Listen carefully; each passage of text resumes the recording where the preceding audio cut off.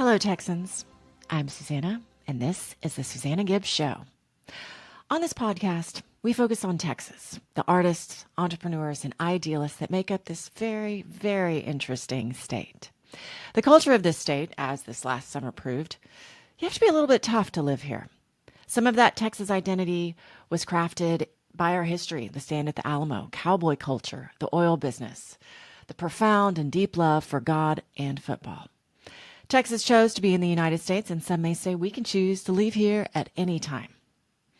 My next guest could not be any more Texas, despite abandoning us for the more temperate summers of Pennsylvania. Doug Swanson is with us today, and his book, Cult of Glory, explores our history, specifically that of the Texas Rangers. And it is a juicy tale, going back to when Stephen F. Austin first stepped foot in the state to develop it. At times, Rangers are the hero, and at times the anti-hero. I hope you enjoy the discussion. I am your host, Susanna Gibb, and the owner of Gibb Insurance Services, the sponsor of this podcast. We proudly serve all of Texas for your home, auto, health insurance, and commercial insurance needs. I actually started doing insurance as a side hustle for my acting career, and once upon a time, I worked with a very famous Texas Ranger, one Walker Texas Ranger, Chuck Norris. He was a very nice man. It was a great show, great set to work on, and it was my start in the film business. But that is a story for another day. I hope you enjoyed Doug's story and the story of Texas and the Rangers. And now, on with the show. On the podcast with me today is Doug Swanson. He is the author of a few books, but specifically the one we're going to talk about today is the short title, Cult of Glory. And I'm just going to read a little bit before we get started, because it's about the Texas Rangers. Their emergence as folk heroes on horseback, initially a product of their service in the Mexican War, predated by several decades the rise of the American cowboy. Their battles with Indians came well in advance of many historic conflicts with Native Americans in the western United States. And they were shooting it out with outlaws long before Wyatt Earp drew down on the Clanton Gang in Tombstone, Arizona. The unfaltering romance of the western frontier in all its epic violence, grandeur, and oversimplifications took root and was nurtured in Texas with the Rangers. Doug, thanks for being here. Hi, Susanna. Thank you for having me. So I'm just going to start with your bibliography. I'm going to start with the end. How long did you research this book? Well, the researching and the writing and the editing, I made it all mishmashes together. It took about 6 years. So I'm reading it on both the Kindle and the paperback is on its way. But I thought it was fascinating. In the Kindle, you can go in the bibliography and literally click, and it will take you to different portions of the book. How many pages of the bibliography do you think there are? 43. 43. How did you find all these sources? That's bibliography and endnotes. That's okay. Combined. Footnotes, in this case, they're endnotes, and the bibliography. It's 43 pages. How did I find them? Tremendous. Well, that's just doing normal research, going to libraries. I spent a lot of time in the Texas State Library and Archives across the street from the state capitol in Austin, which is where the official Ranger records are archived. And you can go through and read them. They're cataloged by date, and you can start in the 1800s and work your way up to current day and sit there. A lot of people who sit there for months and months and months on end reading those things. I spent many weeks there. I also spent a lot of time in the Briscoe Center for American History at the University of Texas at Austin, which has a lot of Ranger records as well. And they're scattered around the state in museums and collections. I mean, there's some out at Sul Ross State University. There are some down in Southeast Texas. There's some up in the Panhandle. I mean, they're all over the place.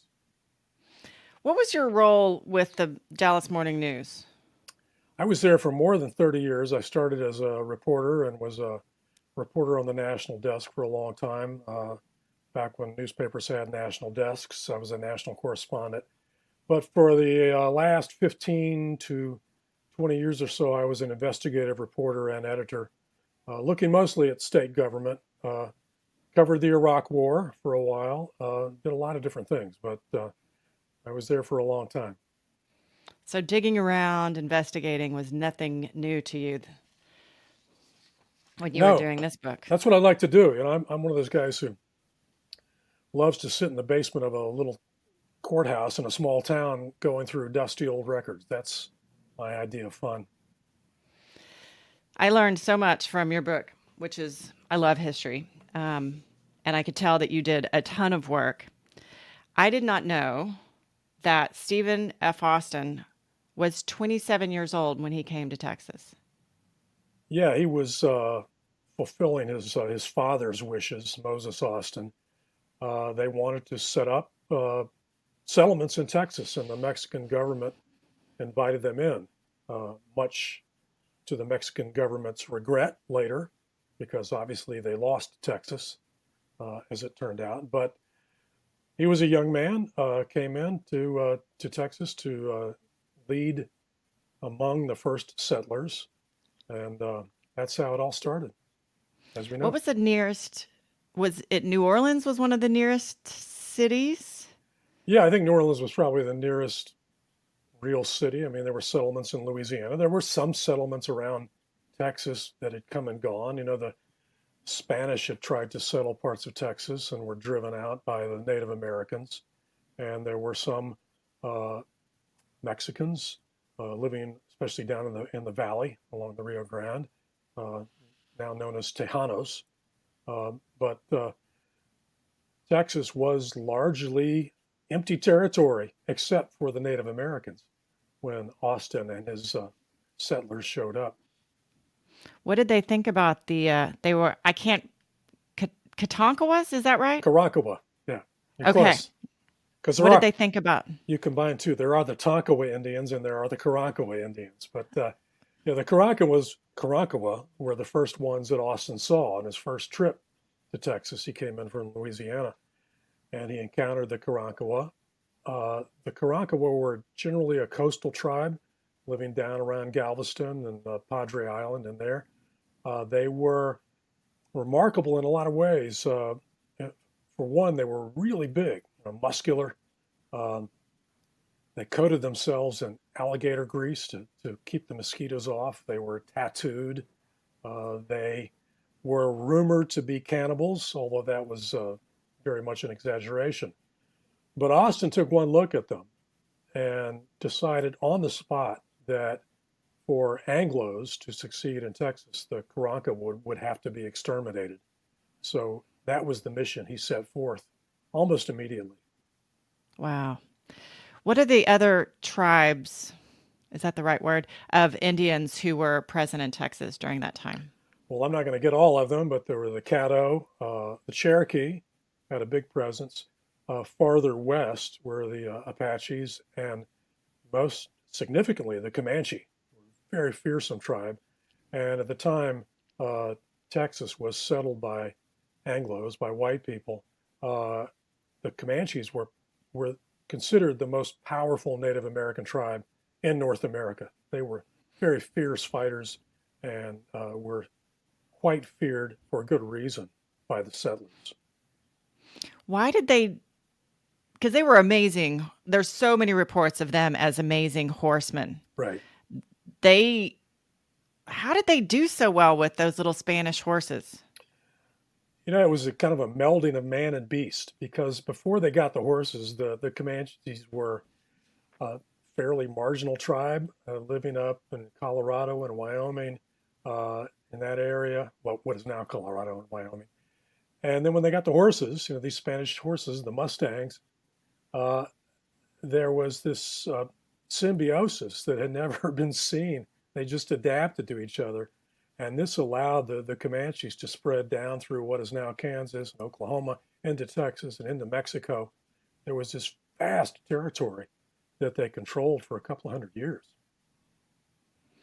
I always thought, and I think this is a pretty typical myth about the Native American Indians, of them as a very spiritual, tied to the earth um, society, but that's really kind of a myth as well.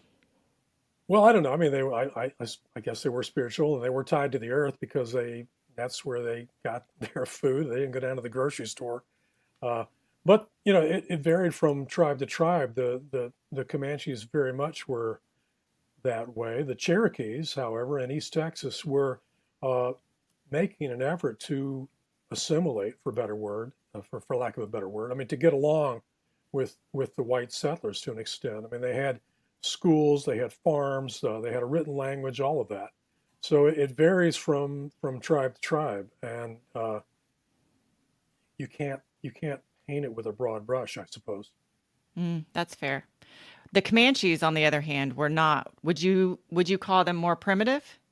I wouldn't say more primitive. I think that's Is that a for terrible thing to say? well, that's the reason that one of the reasons that the Anglos, and I keep using the word Anglos. I know Anglo means from England, and not all the white settlers were from England, but I'm using that as a shorthand. The Anglos often use the term primitive and savage as an excuse to kill Native Americans. So I think we probably ought to stay away from that nomenclature. But yeah, by our standards, I mean they lived off the land. They lived in a subsistence way. They killed their food and ate it on the spot. They moved around, many of them, and they were nomads in a way. I mean, the Comanches and others followed the buffalo herds around. They moved according to the season.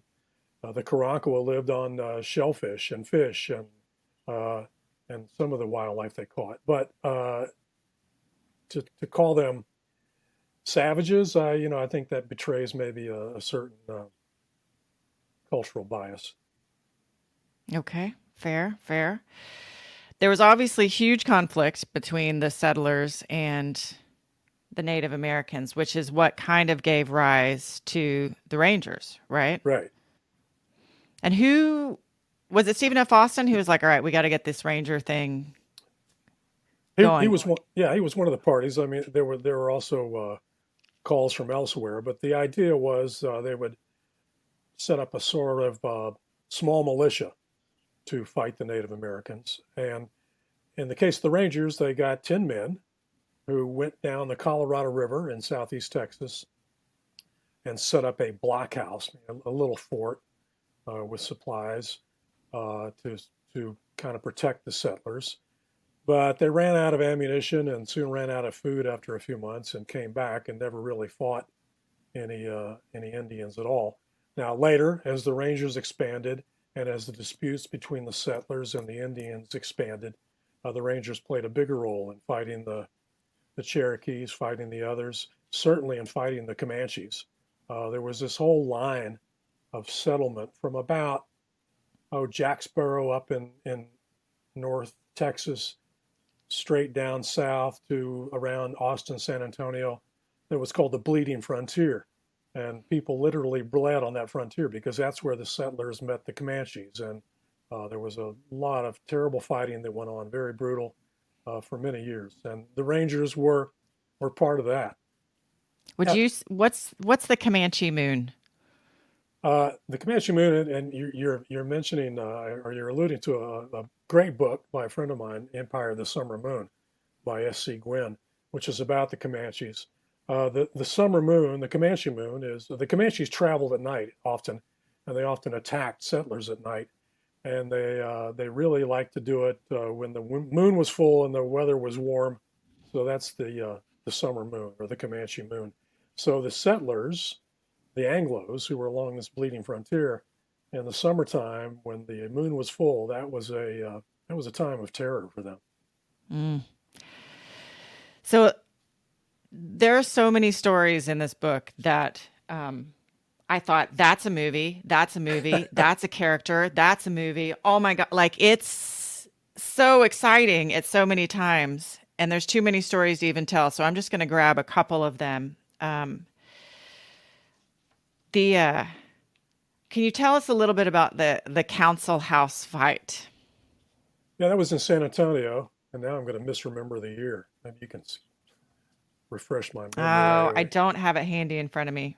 Um, 40s, I think, 1840s yeah, maybe. and there was supposed to be a peace council between the Comanches and the Anglos in San Antonio, and the Comanches came in, but they also brought a woman with them who had been kidnapped much earlier. The Comanches were big on kidnapping women and children, and sometimes they would trade them or sell them, and sometimes they would keep them as their hostages or their slaves. Sometimes they would raise them as their own. But they brought in one woman who, according to lore, had been tortured badly. Her nose had been almost burned off her face and had been very badly mistreated. Now, there's some debate now as to whether she was really that badly tortured. But a terrible fight broke out, and the Comanches who came in for this peace settlement were pretty much massacred in place. And this led to much more fighting down the road between the Anglos and the Rangers and the Comanches. And this is the way it went on and on and on for years, for decades. One side would attack the other, and then there would be more vengeance to come. So this happened all the time. I also really loved, and I'm going to read this one because it's good writing. It's compelling stuff, but somebody reported it that it's true. Okay, so this is from the Siege of San Elizario, 1877. With that, Howard ripped open his shirt, baring his chest, and shouted, "Fire!" They did. Howard fell to the ground where he kicked and squirmed. An insurgent named Jesus Tellus stood over him with a machete and swung the blade toward the writhing figure. Tellus missed his target and cut off 2 of his own toes. Yeah, you got to be careful with those machetes. Oh, you know? That was out in West Oops. Texas. That was out in the Big Bend area, and there was a big salt deposit out there. And for decades, the locals, mostly Hispanics, had come and pulled their salt from this salt deposit for free. I mean, it was sort of a public good, and they used salt for curing meat and other things. And some Anglos, enterprising Anglos, came in and decided they were going to start charging admission to the salt deposits. And so the Hispanics erupted. There was some fighting. The Rangers came in. And this was the one instance in all of history where the Rangers surrendered en masse, gave up their weapons and held up their hands and were taken prisoner because they were outgunned and outmaneuvered in this case. And some of them, as you just showed, some of them were executed. Who are the men who decided I'm going to be a ranger? Back in the day or now? Back in the day. Back in the day. Well, that was often complicated. You know, sometimes it was who you knew, whether your one of your relatives was powerful enough to know the governor. Sometimes it was just that you were a good rider and a good shot, and the Rangers needed men. Records are sketchy. Going back to the earliest days of the Rangers, it's sometimes hard to know who was a Ranger and who wasn't. Rangers weren't well paid. They often left for better jobs. Sometimes they would come and spend just a few months as Rangers and then go do something else. But if you were in the right place at the right time and you had a horse and a gun, and the Rangers needed somebody, you could be signed up. Definitely looking a sense of adventure would be.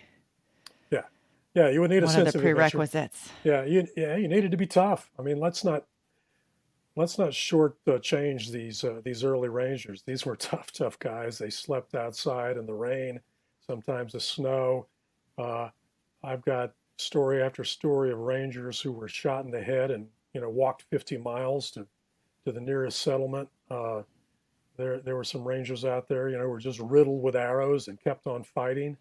Rangers lost legs, they lost arms, they lost eyes, and kept on going. I mean, these were tough people who you had to like to fight. I guess that was the one qualification. Well, the model Ranger has long been depicted as tall, steely-eyed, and strong-jawed. He shoots straight. The Marlboro Man comes to mind, or if you are fans of the Dark Tower series, the Gunslingers. I did not realize that the Lone Ranger he's a Texas Ranger. Supposedly, yeah. That was the Yeah. idea. I mean, it was dreamt up by a guy out of Detroit, I think, Detroit or Cleveland. I can't remember. But, strictly radio drama and later TV and movies. But yeah, he was supposed to be a Lone Ranger. His company had been massacred, and so he rode around fighting crime. But that's just part of the myth. The great myth around the Rangers that Hollywood has been complicit in assembling.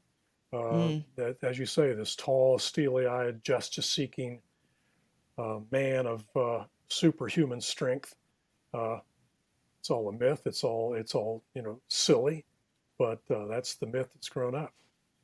What are some of the darker things about the Rangers? Because history, it's complicated when you look back in history. Sure. The temptation is to judge based on our current notion of what's right and wrong, and their idea of right and wrong was very different. Not that I'm excusing any of the things that were done wrong, and I think there were quite a few. Well, you're right. It's complicated, and history by its very nature is complicated, and that's the way we should look at it. And let's, for example, look at the role of the Rangers in the early 1900s along the Rio Grande, down in the Rio Grande Valley. Mexico was in revolution. There were bandits coming across the border from Mexico and raiding Texas ranches and killing people and stealing cattle. I mean, it was a brutal time. But the brutality was going both ways. The Rangers came in and operated what we now call death squads. And they went out and they killed hundreds of Mexicans and Mexican Americans, some innocent, some not.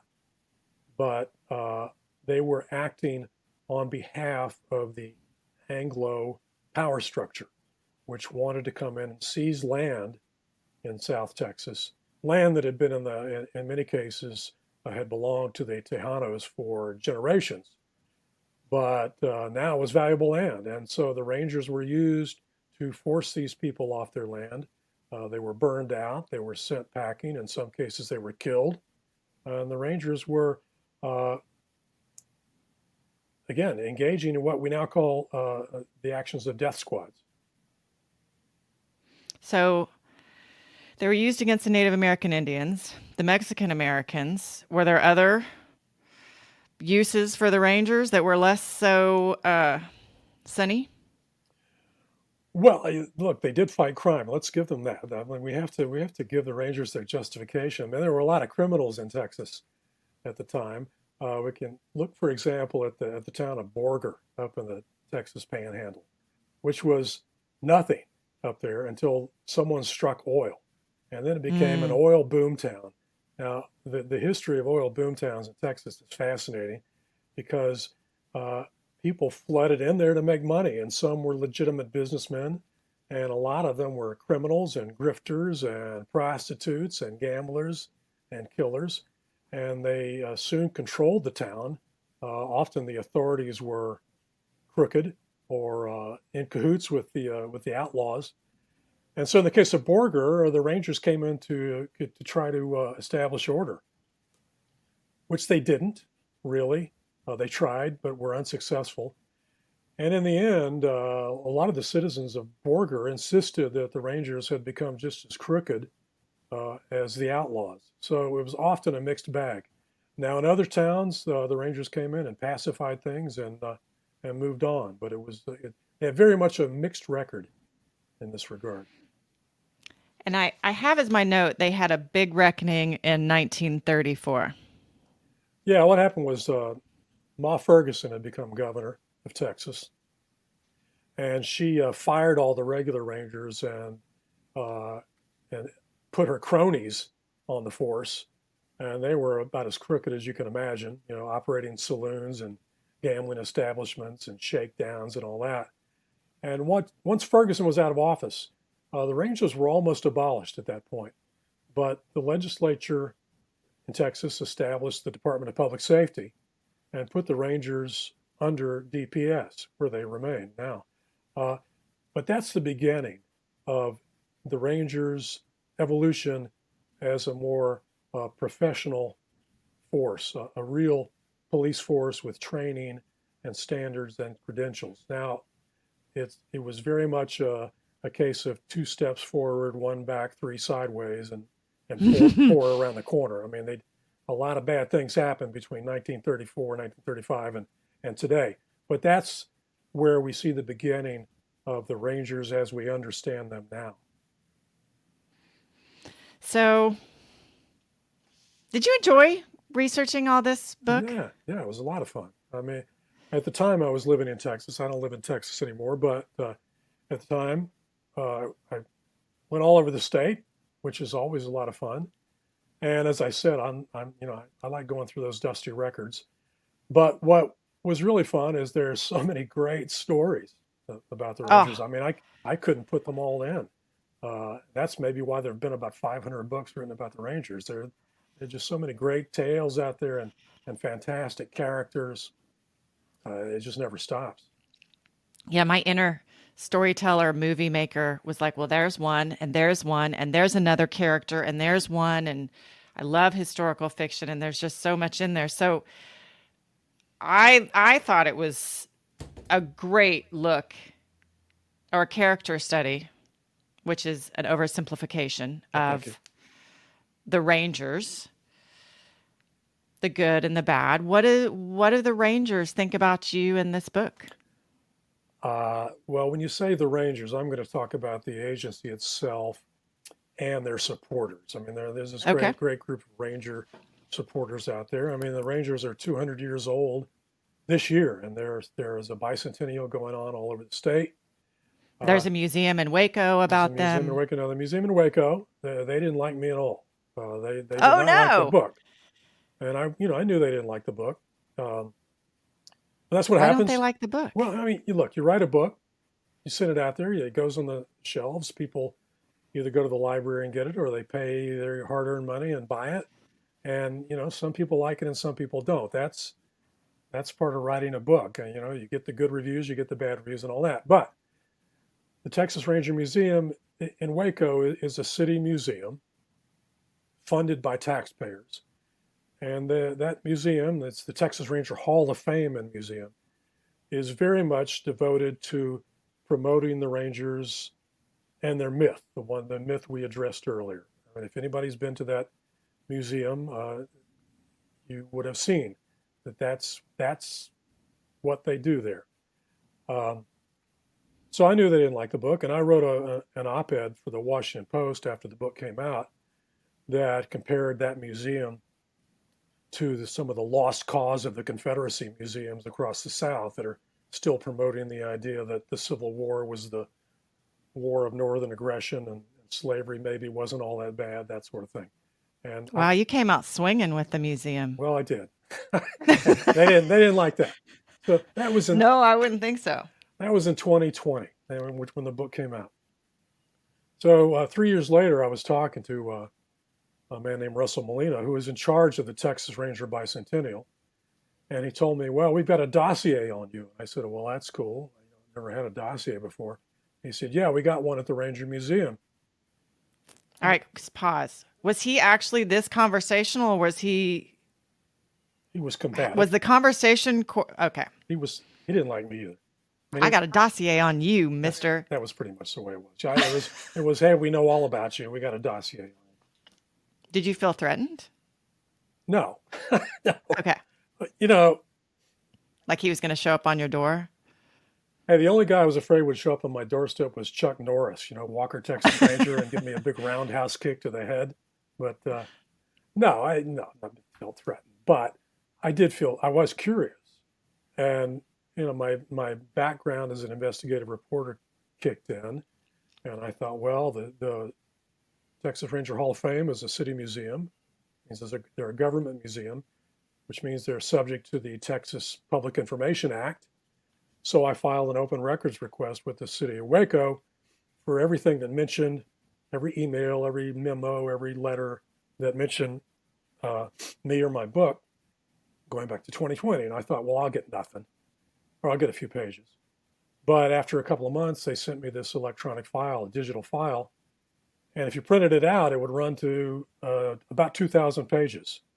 And oh my gosh. It laid out an effort by Mr. Molina and the Texas Ranger Hall of Fame and the Rangers themselves and a public relations firm in Houston that they hired to discredit me and my book and to try to get reviewers to come out and attack the book and get other people to attack the book. And it just went on and on and on. As I said, you write a book, some people like it, some people don't. I mean, everyone's free to give their opinion on it. That's the way this stuff works. However, I think it's different when a government institution is attacking the book and spending public money to attack me and attack the book. And also, there are some confidentiality clauses of the Public Information Act that apply to researchers in public libraries. And I believe that they disclosed some information about me in public libraries that was not permissible under the law, but that's a smaller part. Anyway, that was my dossier. I don't think they were great dossier builders. This seemed pretty inept in a lot of ways, but it was their attempt to come after me. And from what I can tell, the only effect it had was after the Dallas Morning News wrote a story about the dossier a while back, it seemed to boost book sales quite a bit. The public has a fascination with both the good and the bad. Like, you think about how many stinking Bonnie and Clyde movies have been made, and they were really terrible individuals and ruthless, but there's a myth about them.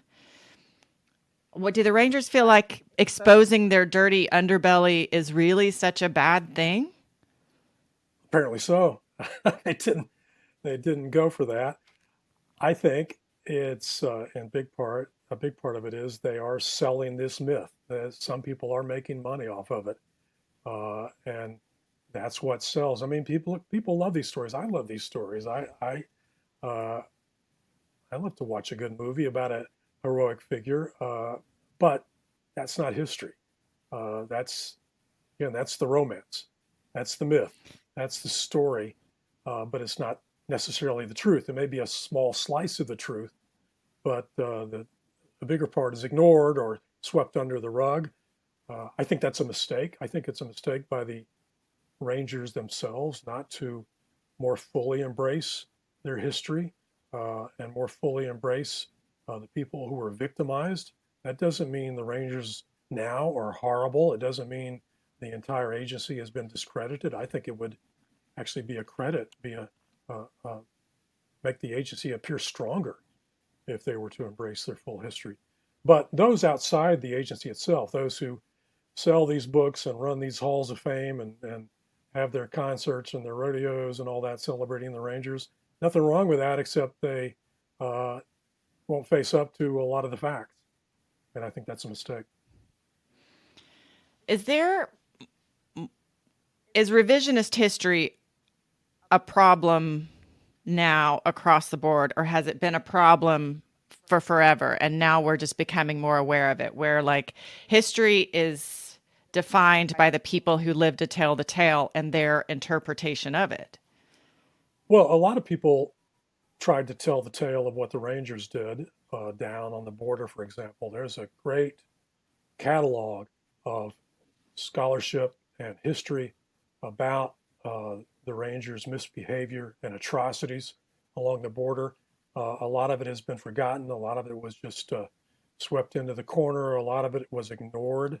I mean, I'm hardly the first person to come along and write about that, but a lot of it just didn't get the attention that it deserved.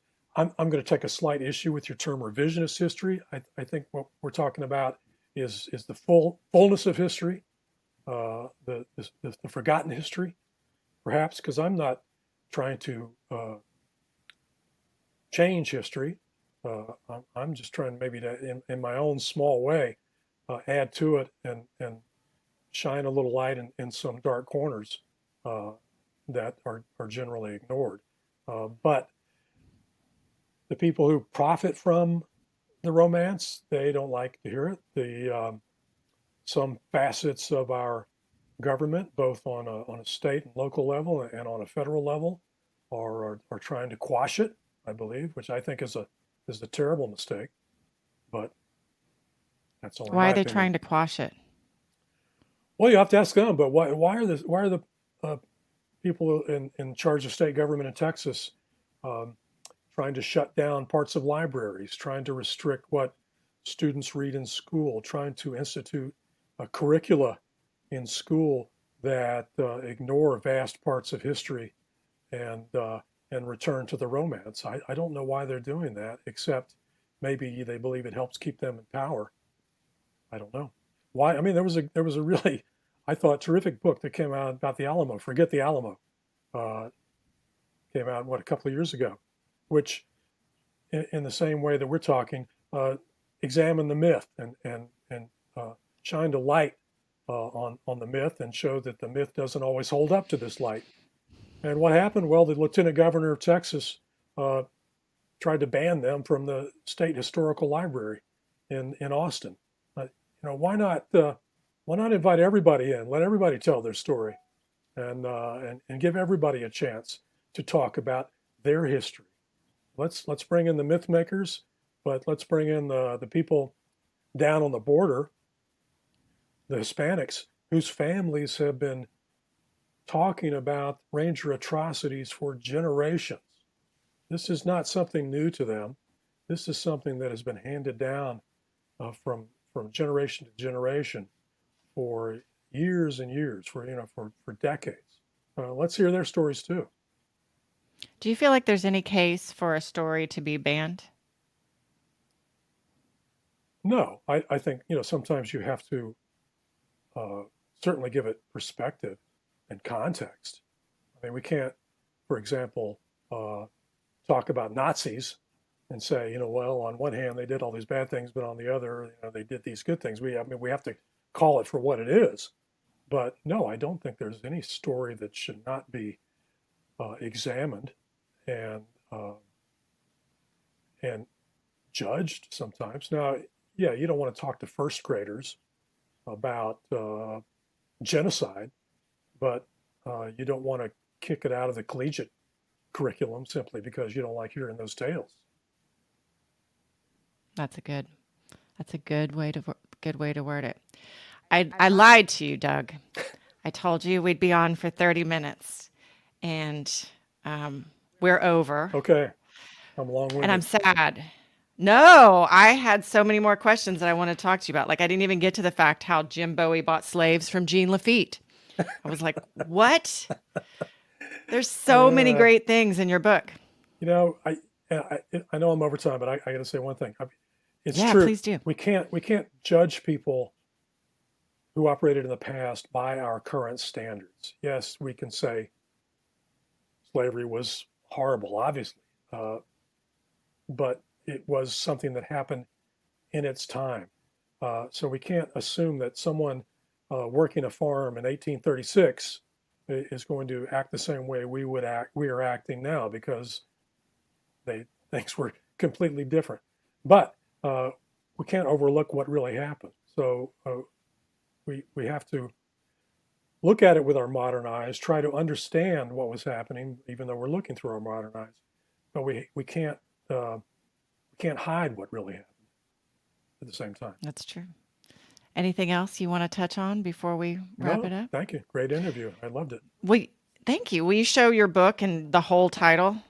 Yeah, well, it doesn't come up backward on the screen, which way I've got my screen oriented. Cult of Oh, Glory, it the looks good. bold and brutal history of the Texas Rangers.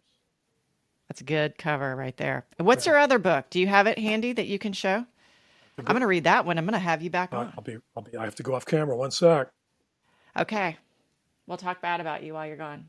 I'm just My kidding. previous book, Blood Aces, The Wild Ride of Benny Binion, the Texas gangster who created Vegas poker, which Oh. has just been optioned by a producer in Los Angeles for a film. We'll see what happens. Most books that are optioned don't get made into film, but I'm hopeful on this one. Now Well, that congratulations. That's exciting. well, it's exciting if it ever gets made, but Baby steps, right? right, right.